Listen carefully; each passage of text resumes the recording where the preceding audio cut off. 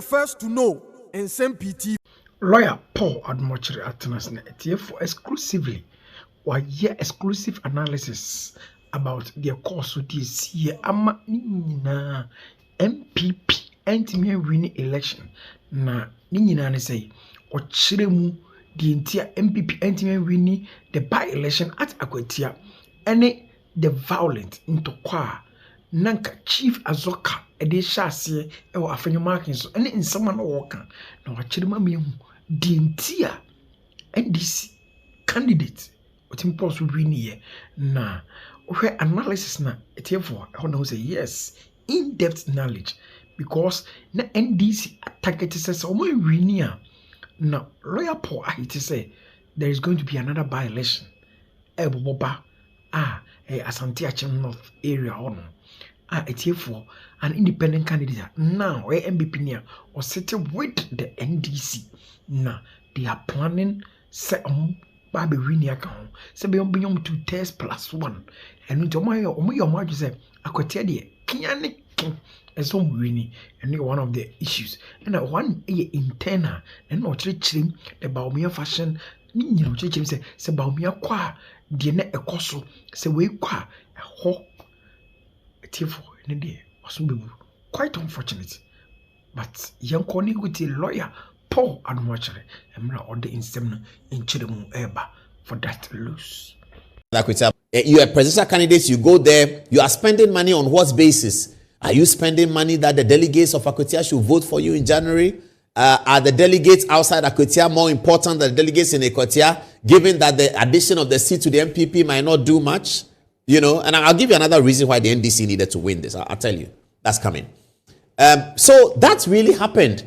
And as I was watching the campaign, and I had people in Akwatia when it was a Friday, and I asked them to check. I was watching the campaign, it was beginning to look like that. Kwabene Japan, for instance, didn't find his way there at all because he's going to make a calculation. So I go to Akwatia, a seat that doesn't add, doesn't subtract. And I go and spend money with delegates, and then they vote for the NPP candidate. Will they necessarily vote for me at the presidential primaries in 31 January? They might not. So he looks at it and says, Charlie, look, it's a Akwatia matter. Let it slip. Now, the leadership of the party, who are now in the leadership, that is Henry Nana Boakye, very hardworking. Justin Kodua, very hardworking. Chairman Bute is representing the chairman. In fact, the chairman is not opposed. He's not feeling too well. So there are people who are challenging Justin Kodua. They want to become the general secretary instead of Justin Kodua sometime after January next year.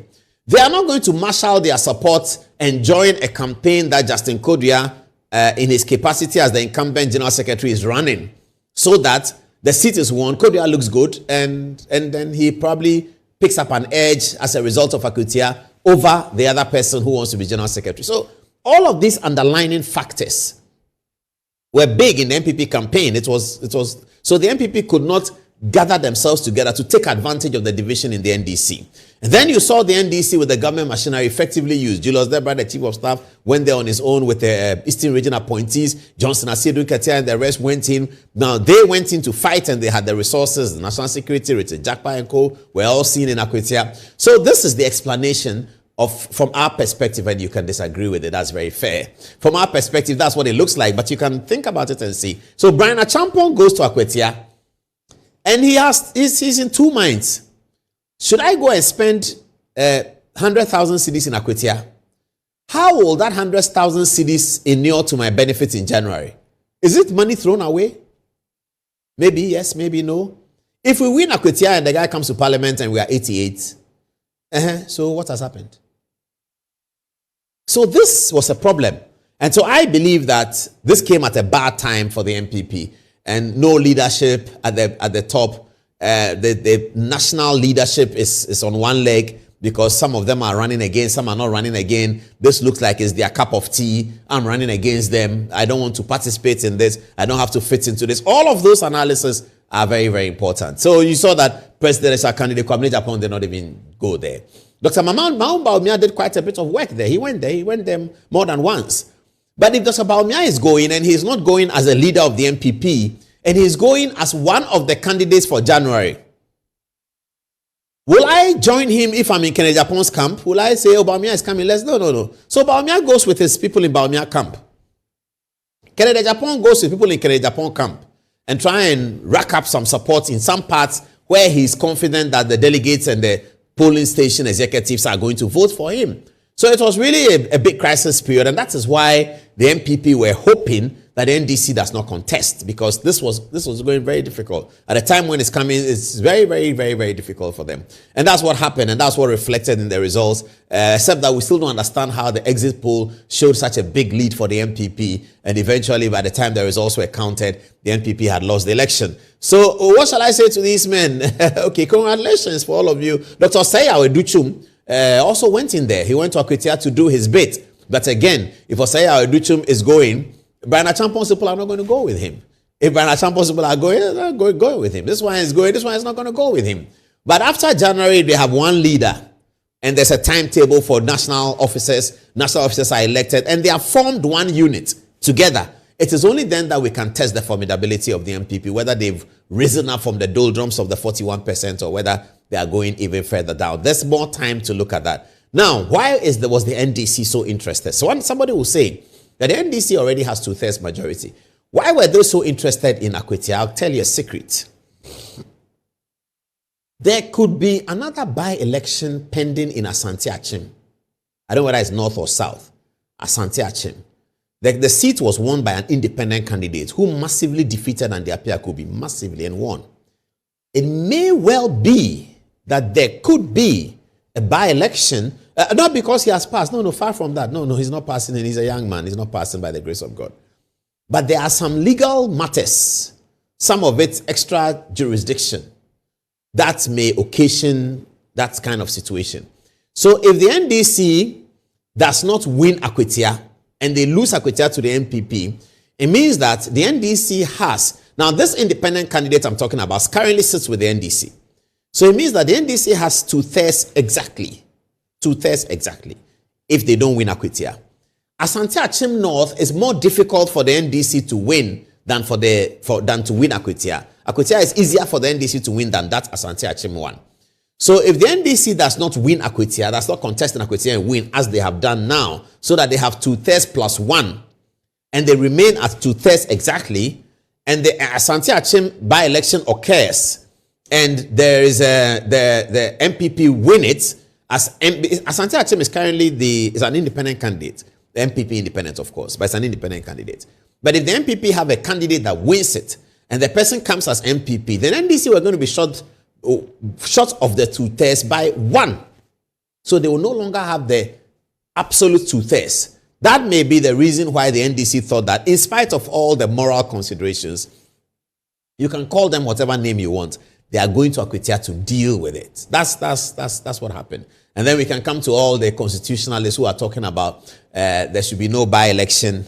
There shouldn't be a by-election, competitive by-election when somebody dies some say within the first 2 years, some say throughout the 4 year, some say within the first year. I think that there will be occasion enough for us to discuss some of these matters. But okay, so is that where's the actual results? Do they have the final results? If they have it, they'll send to me. But the final results from Akwatia is that the National Democratic Congress candidate, his name is Bediako Bernard.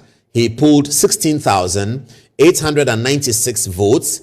Currently, we are talking about 110 polling stations out of 119 polling stations. So with 110 polling stations counted, with what will be left then of 119, maybe 9 polling stations left, the NPP's Kwame Asumedu has 13,767, whilst the NDC's Bernard Bediako has 16,896 votes. Now, the 9 polling stations left will not matter because if you add all the total number of registered voters in the 9 polling stations, it does not. It's not bigger than the difference in the 2 candidates. That is to say that if you add all the 9 polling stations to Kwame Asumedu, he still does not assail the lead of Bernard Bediako. So congratulations to Bernard Bediako. He is the elected Member of Parliament for Akwatia, and that's one more seat for the already humongous National Democratic Congress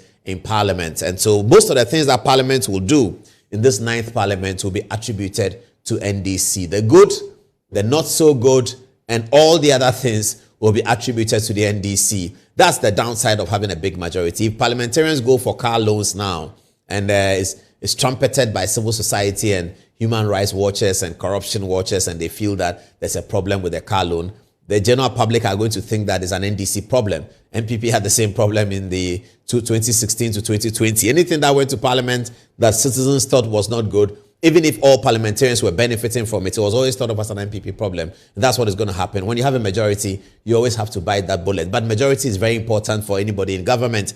So yes, it's good. It's a good feather in the cap of the NDC. And that's why we praise them. Let's go back to the NDC montage. When we come back, we will look at one of the violence like we saw in Ablekuma, and the police seem to have rounded up the Ablemakuma people. But here was my friend Chairman Azorka, who was threatening thunder and brimstone against the minority leader. That was bad, very, very bad. So we'll look at that. That's the ugly side of Akwatia. But this is the beautiful side. Elections have happened. Nobody died. Nobody was killed. Nobody was beaten up. Not real violence. As at now, we don't know the whole story, but as at now, not real violence. And the leader is Bernard Bediako. Congratulations to the NDC. Here is a montage again for President John Dramani Mahama. Later, one of the shining stars, almost punching at the Hall of Fame of minority leadership in Parliament, Alexander Afenyo-Markin.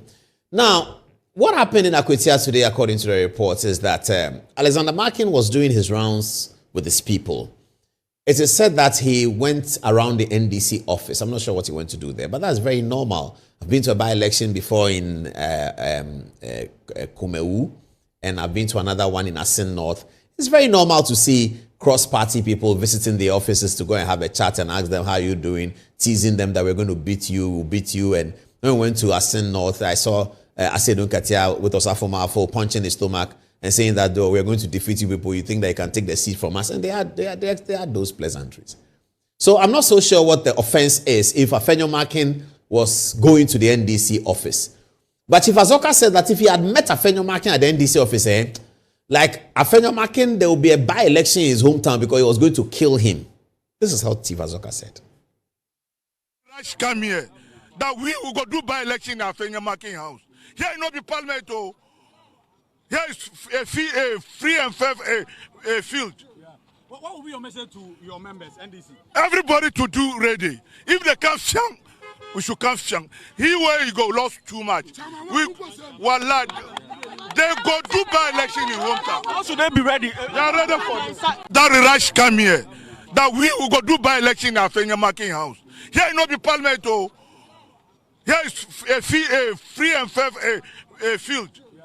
What will be your message to your members, NDC? Everybody to do ready. If they come strong, we should come strong. Here where you go lost too much. Wallah, they go do by-election in hometown. Why are they going to do by-election at Afenyo-Markin's hometown? Because he come fiao, who will also come fiao. What's the meaning of that? What's this? Why are we... If it's part of the excitement, it's okay. But if it's really serious threat of violence, then it undermines the democratic tenets that we have been fighting for forever. It's just not good. It's very, very bad. Chief Azorka, we beg you, We beg you, pa. This one, dear. We don't have strong. We don't have strong to fight you. You have strong. We don't have strong. But the strong is not the important thing for democracy. Democracy is you speak, I speak, and then we all obey the law. But if you have strong more than me and you are using the strong to bully me, let's watch Chief Azorka again. Look at his demeanor. Watch Chief Azorka again. Have a look. That rush come here. That we will go do by-election in Afenyo-Markin house. Here is not the parliament, oh. Here is a free and fair field. Yeah. What will be your message to your members, NDC? Everybody to do ready. If they come strong, we should come strong. Here where you go lost too much. Wallah, they go do by-election in hometown. How should they be ready? They are ready for this. Democracy requires cool heads of leadership, and I like the way Afenyo-Markin responded. And I knew that the media were going to get back to him and say that, hey, Azorka says he's going to kill you and see whether they can get some fodder for news. And perhaps he's going to get angry because this can annoy anyone. He's going to get angry and talk. But look at the demeanor with which Afenyomakin answered. On radio and TV, do also book. Well, I am not sama. As I am in the Azorka boys, that won't mind there. Wobron Crofona, Okunkum Crofunti. I am the first time or threatened, but the young who into me, brother, me catch NPP paying far. One can extra time now, about 2. As in saying, full soldiers were ground. Into ma for Azorka and Nsem-Pii on ma obi in not on trunk on shed him there. Also, politics one far is thrown yet was a kukudu. Young paying far was a part in Bobazi or a JB down corner. But for what can they jail? We wait. Afenyomakin ended by saying that he's not Osahini for anything. That didn't show up in the video. So this is what happened between Azorka and Alexander Afenyomakin. In your reckoning, who won? Will you give Afenyomakin 10 and Azorka 2? Or will you give Azorka 7 and Afenyomakin 6? We are marking them over 10. Tell me in the text messages, who do you think won the democratic exchange? Okay, so that